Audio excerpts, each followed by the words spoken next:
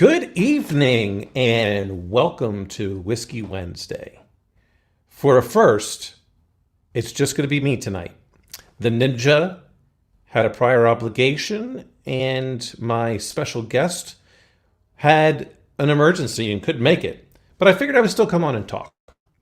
And so today we're going to talk about the power struggle. I'm your host, Dr. Dan Ford, and this is EchelonOrchid. Guess who's back?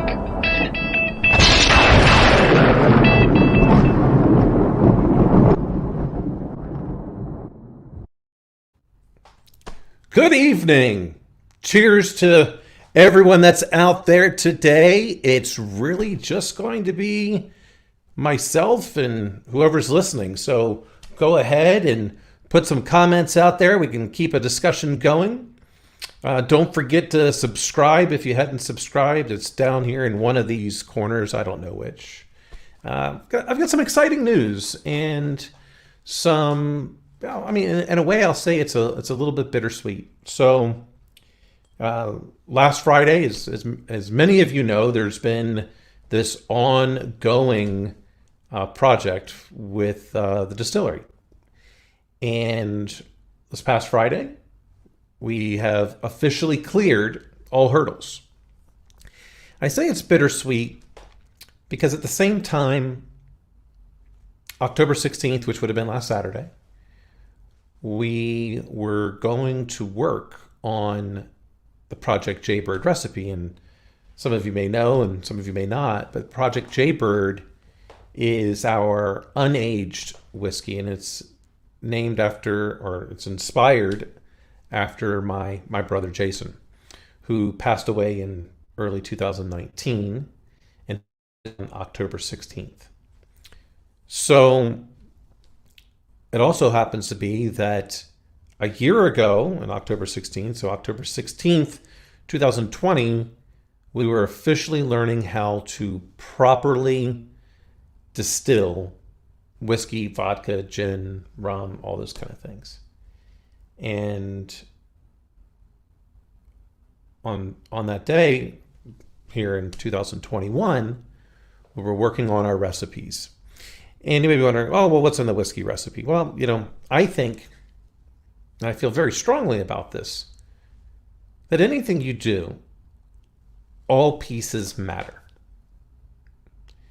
And so for me, that means the water, the ingredients, the yeast, and how you're going to age it. So we got several different kinds of yeast made that we believe we're going to be using, and they're fermenting. So we've got 6 batches, 6 different types of yeast that are in there, and we're going to figure out what that's going to be like. I have no idea how it's going to turn out. But that's a great part, is let's go along that journey. So, like I said, it was a bittersweet moment in that we got our final permits, and it just so happened to be that we started the full legitimate legal day on the what would have been, what do they call it, the heavenly birthday or something along those lines. Anyway, my brother would have been 44 this past Saturday, and so I pray he is in a much better spot. So cheers to him, cheers to you. Now with that, one of the other bittersweet things about today was I thought, at least, that I had all this nice new equipment going on, and I was going to have some better sound quality, all that kind of fun stuff, all rolled into one. Still working on the studio here at the new place, but as with everything, it is a work in progress.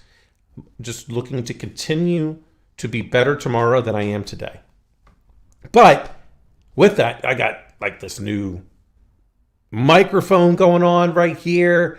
I've got a new light in the back in terms of a smart bulb, so I can change the colors. But really, I got this this neat old sound blaster. It's an audio mixer. And the funny thing for me is, I remember way back in the day that your sound cards had to be external. Right? They weren't just like built in. And I remember like one of my first sound cards was a sound blaster. Now all of a sudden they're into these audio mixers. So I was like, oh, that's pretty cool. So what was going on is, like, there might have been a little echo in some of the previous ones because I had audio coming from my Chromebook, which was hosting the Google Meet, which I would display up on the big TV. And in the output, the speakers, I had the speakers next to a microphone. Then, of course, you could hear me on the microphone. So sometimes I gave it a little bit of an echo. So I was like, how can there's gotta be a way to solve this, right? I mean, defining the problem once you can, which is not always easy in defining the problem. But once you define that problem, then you can go through a process in order to solve the problem. Many things are complicated. Actually, I take that back. I don't think very many things are complicated. I think many things are complex, and we can break down complex items. So I broke it down, did some testing. I was hoping that today would be one of those days I could bring it all together. So essentially what happens is sound mixer. If you don't know what a sound mixer is, basically I've got an input from that Chromebook that would have been going in here, my microphone going into there, and then the output, of course, you all can hear and I can hear. So it would be much more like having a conversation in the room. So I didn't get to that point, but hey, hopefully, I believe everyone can hear me. If not, well, I'm sure I'll get flamed for it later. No big deal. Anyway, so and we'll probably talk about this on another episode. And by the way, there won't be any episode this Sunday. I'm traveling. It's time to go see the kids. And so there won't be any episode on Sunday, and there won't be an episode next Wednesday either because I'm traveling. But the following Sunday, we'll definitely talk about it. And I'm sure the future governor of Virginia, TK, and I will be able to chat about this. But I really wanted to get into this aspect of the struggle for power. And I think it can go in many different ways. One of those, which I had a conversation with some people the other day, and I'm actually a little bit disturbed by this. It starts off with trigger words. People saying, oh, I'm triggered by this, I'm triggered by that. And I go, in my mind, wait a minute. You're saying someone just says a word, and then you get very angry by that word. So you're giving your power to someone else, which allows them, actually, you're giving them permission to make you angry because they said a word. Forget about intent. It's a word, and then boom, you're angry, you're upset. So you're essentially saying someone has power over you. They have dominion over you. They have so much influence over you that they get to take you from possibly having an amazing day to an absolute garbage day because they said a word.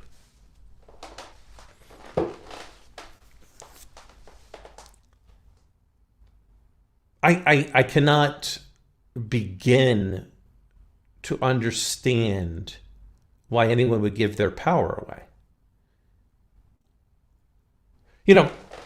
I'll go a step further with this. None of us can control what someone else is going to say or do. We can't control that. Now, it might be challenging for us to be able to control how we're going to react to it. But that is what we must do in all circumstances, is put forth that effort to control how we're going to react.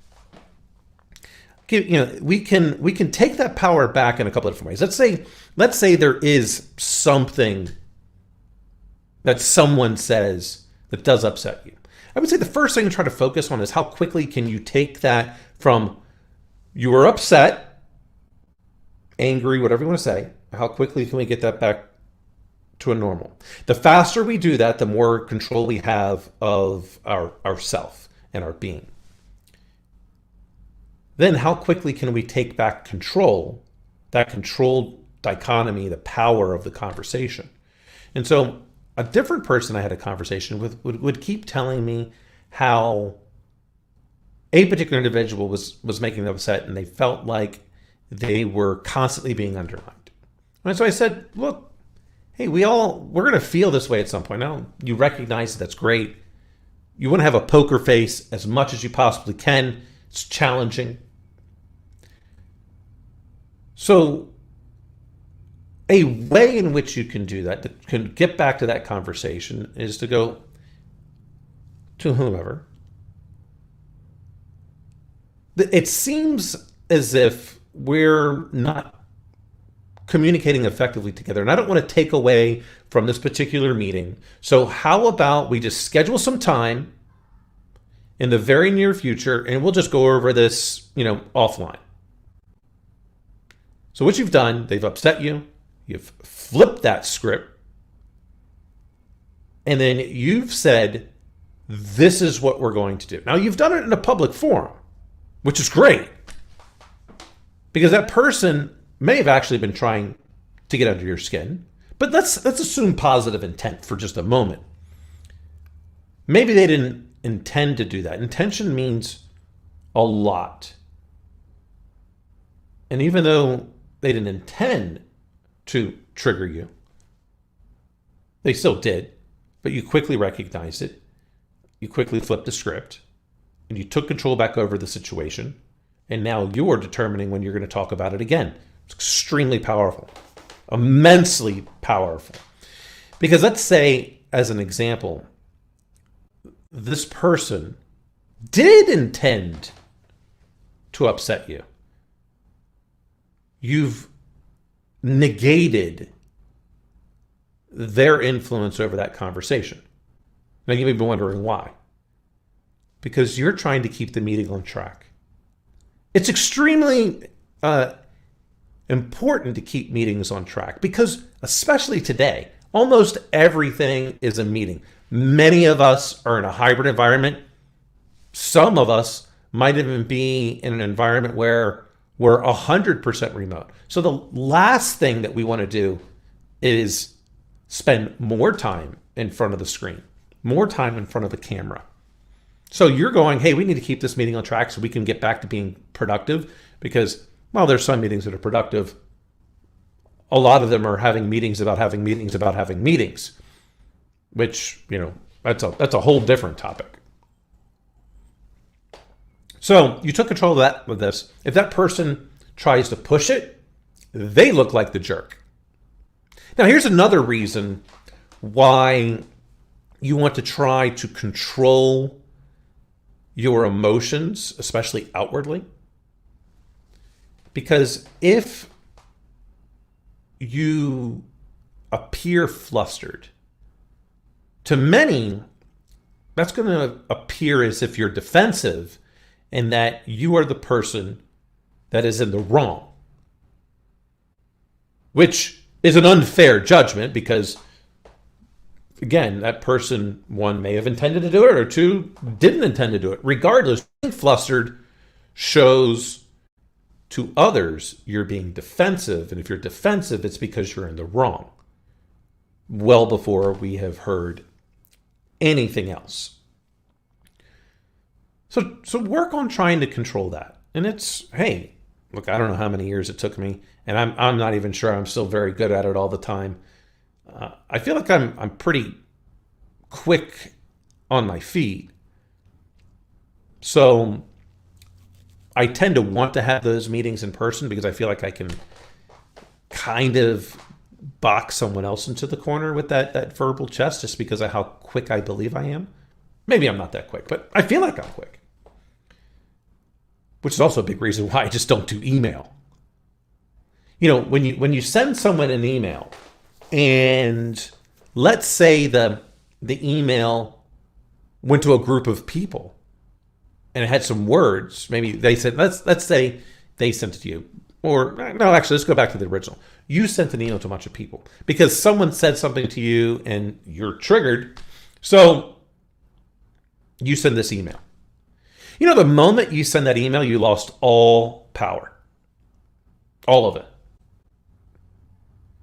Because the person that the email was intended to go to, that person you're responding to, they can take as much time as they want to reply.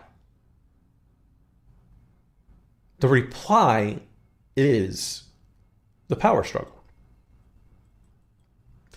Especially when you think about it today. It doesn't matter if it's a text message, a chat session, a DM, an email. It's all the same thing. If you're the one wanting a response, you are the person that is in a less powerful position. Think about that.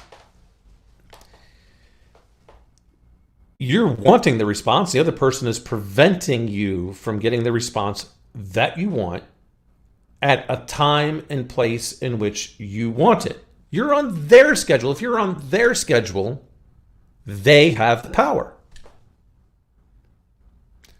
That's why I prefer things face to face, or even in a virtual setting where cameras are on. I really, I mean, get into that hybrid aspect. I think cameras need to be on in almost all cases. There's a lot of chatter about should the camera be on or not. I think there's very few times when the camera should be off. But there are some times. So I've polled some of my more junior employees, and what I have noticed is that their bedroom doubles as their office in a way, because they don't have a second bedroom. And if they have a second bedroom, it's typically because they have a roommate, so they're not going to go out in the common area. They're not to set up, and they don't really set up their office, so to speak, in the living room or dining room because, well, that's their living room, dining room, and so space is precious. So they put it into their bedroom because it's kind of out of the way. It's private, makes it feel like a little bit more like an office. But then there's this, I feel like that there's this emotion that gets attached. They don't want to turn on that camera because, well, then it's an invasion of their privacy. You're seeing into their bedroom.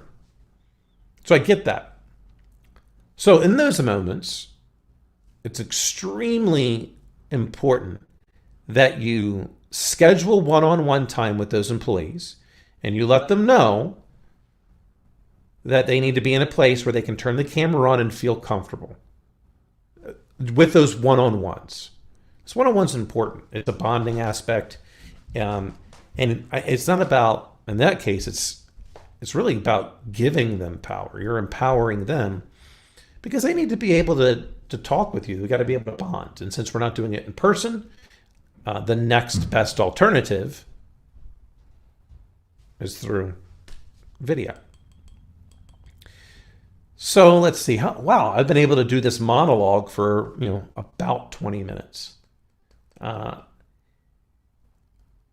Wasn't even sure I'd be able to go that long, but hey, I wasn't going to miss an opportunity to chat one way or the other. I'm getting, when I talk, I've talked about plenty of times I'm going to be better tomorrow than I am today. So I feel like the best way for me to get better is by helping others. listening to them and getting feedback from them so I can pivot. And here I am in, Elkhart, Indiana. This is where I kind of go, Nostradamus has struck again. Many people are like, why do you want to be in Elkhart? I'm like, hey, it's got a lot of potential. I can foresee a lot of positive things going on here. Amazon just announced they're moving one of their big locations to Elkhart, Indiana.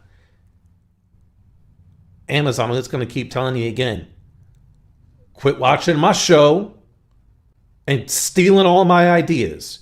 You got the whole rest of the United States you could be going to. Why are you coming to Elkhart, Indiana? Well, I'll tell you why. Because there's a lot of potential in Elkhart, Indiana.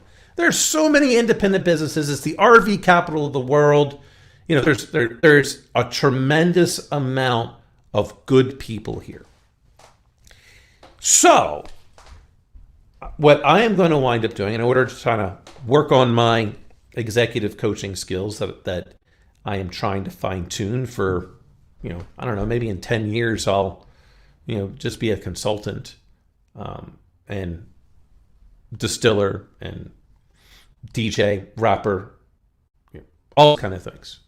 Kind of almost like, Idris Elba. And so if you haven't seen the video, it really cracks me up. Go ahead and do a YouTube search for Idris Elba Can Do Anything. It's completely hilarious. And maybe eventually I'll be able to get like an intro to the show like that, where I'm doing all those kind of crazy things. It's fun for me, at least, to do those to do a lot of those things, because I have a lot of interests. And if I'm going to do something, I'm going to do it well. So getting back to the executive coaching, one of the things that I'm planning on doing for Elkhart, Michiana like area is I'm planning on taking maybe 2 to 3 either people in management, maybe small business owners, combination thereof, and doing some executive coaching with them pro bono. The only requirement is, hey, I want you to come on this show once a month. Let's talk about some of your problems. One of the executive coaching certifications that I researched, I would need to be able to record those executive coaching sessions, at least one of them, or actually not one of them. It requires 7 recorded sessions with each one going there, and we critique it, and I get coached on how I coach. Kind of like train the trainer in a way.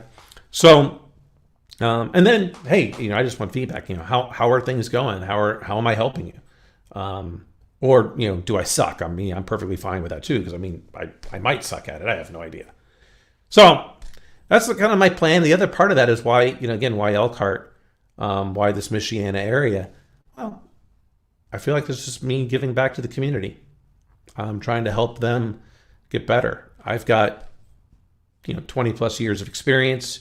I've been a chief officer now since, almost 10 years I've been a chief officer. Whew. Damn, I'm getting old.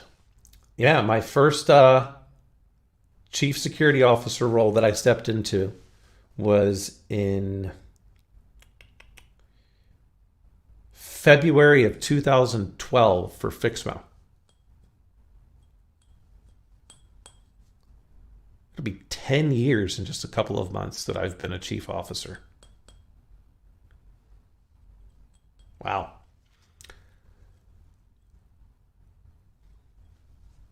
Cheers to that.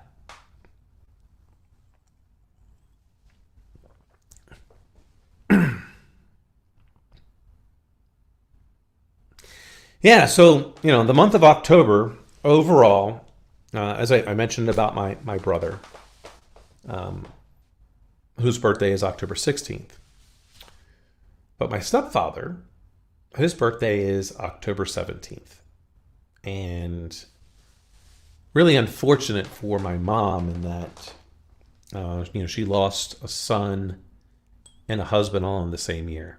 And so, bam, bam, October 16th is my brother's birthday, 17th is, her deceased husband.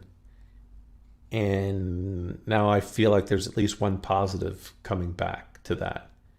And officially, the distillery is in operation. So I, for one, plan on every year on October 16th is when we will announce all of the upcoming year's products. A way in which to keep the positive spirit of everything that's coming forward. We can't go back and change the past. There's no sense in even trying. The future has not yet been written. So continue moving forward. When you move forward, you get new data. Staying still does nothing. Move forward. Who knows what's going to happen? This is why I'm always curious is the why people do not spend much time on being better. There's so much out there to learn.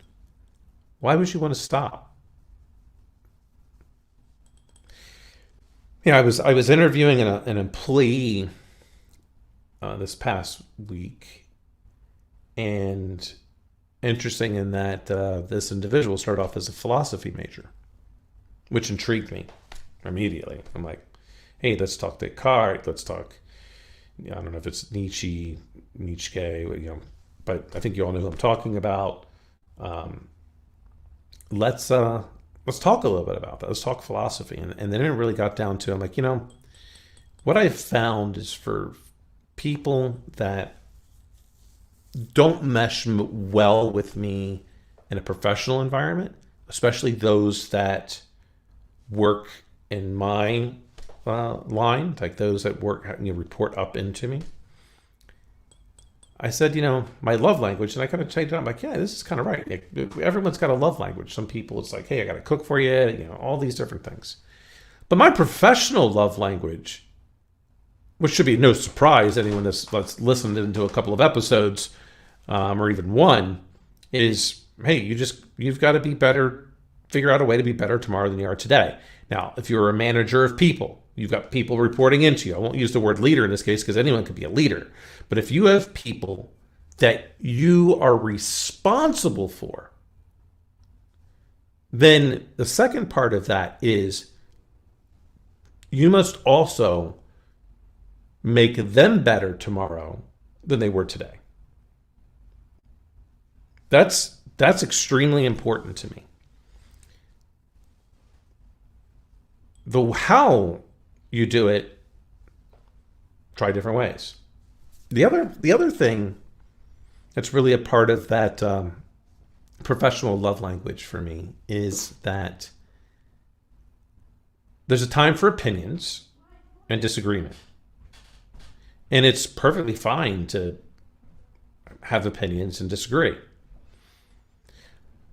But those opinions and disagreement need to be in a position of, or in a forum that utilizes Chatham House rules. If you're not familiar with that, basically goes like this: whatever is said in that room stays in that room. Think Las Vegas. What happens in Vegas stays in Vegas. It truly does. In this case, it does. So you have your opinions. Now, myself as the leader and also the person whose neck is always on the line when it comes to technology, when we go outside that room, even if you disagreed and you had your opportunity to voice your opinion, change my mind, you got to sell that idea like it was your own. Now, here's a pro tip. You're going to be in a position at some point where you're the one in power. And so let's say, my CEO. I don't know how that I agree with him all the time. Pretty sure he doesn't agree with me all the time. But if he were to say to me, Dan, this is what we're doing, I'm not leaving that room going, well, John said this is what we got to do. Nope, not happening, never going to happen. It's going to be, to my people, this is the direction we're going to go. And this is why. I will sell that decision, even though I disagreed with it, as if it were my own. Because in that case, my loyalty to the CEO has got to be unquestioned. I voiced my opinion, and he, and some of you out there, it might even be a she, but in my case right now, it's a he, said, this is the way we're going. I've made the decision. You got to be both. You got to be able to be a follower and a leader at any given time. It's the same side of it's the two sides of the same coin. Leadership and followers, and I've posited this many times. I believe it's like puppies playing. Sometimes there's a puppy that's dominant, leadership position. Sometimes there is a puppy in the submissive follower, and they just rotate.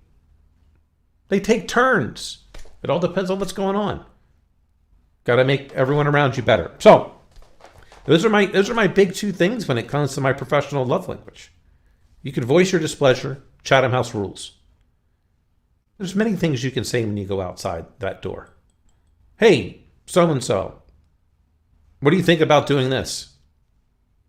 Well, the decision is that we're going to test it, and the data, the results are going to indicate the direction and we're going to go.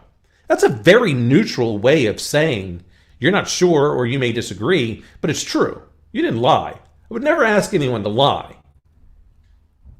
It's about selling the result, in that you were asked, you had something you disagreed with, so you're just simply saying, which is true for my case. I don't just go, this is what we're going to do. I go, this is what we're going to go test and we're going to find out. Because we're not talking about something that's black and white, like, are we going to encrypt this or not? Or are we going to be in service to others or not? Like, those are immutable things. We're never debating that. Yes, we're always going to be doing everything we can to make people better, to solve their problems. And we're never going to, cut security out of the way. That's just, silliness to me. So those are some of the things I've been thinking about here recently. I would have loved to, talk about this with the ninja in roughly 10 days. We'll talk about this with the governor. Any topics you all wish for me to explore, to research, to bring up, feel free to put them in the comments. Feel free to reach out to me directly. Whatever you got to do. I really appreciate you all. By the way, let's go ahead and just do a quick check, because I was feeling pretty good about some numbers earlier today, and I wanted to see what those numbers are.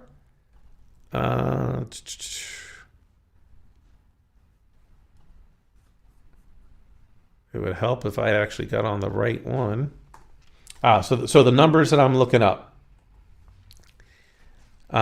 My subscriber numbers and my hours watched numbers.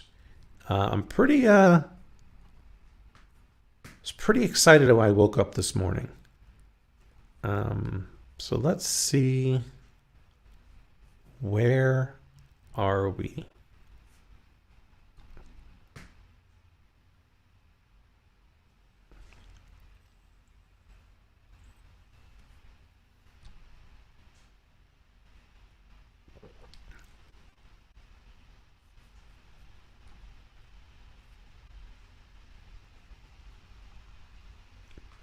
It would just be nice if I could actually get to the YouTube channel. It's a problem with having all these different Gmail accounts. It's almost impossible for me to get it to the one that I want to go to at the time in which I want it to go there. All right, let's try this again. This is a big reason why you never try to demo something live.